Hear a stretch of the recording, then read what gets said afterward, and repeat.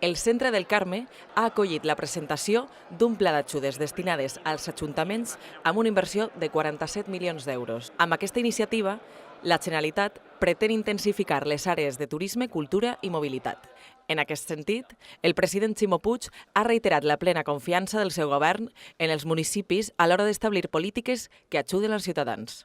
Els ajuntaments formen part de la Generalitat Valenciana. Aquest és el gran canvi que s'ha produït en els darrers 2 anys.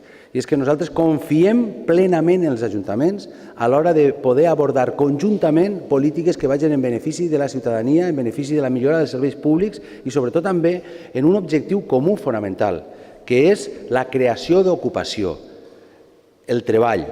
Per al govern valencià, la gran prioritat és que totes les valencianes i valencians tinguen treball, tinguen el seu propi projecte de vida, tinguen capacitat de tindre l'ambició i la capacitat final de poder desenvolupar aquest projecte de vida.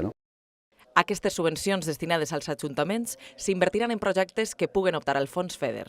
El pla contempla 40 milions d'euros destinats a actuacions sobre immobles del patrimoni cultural valencià i altres 7 milions per a projectes encaminats a impulsar la transició cap a un nou model energètic més sostenible.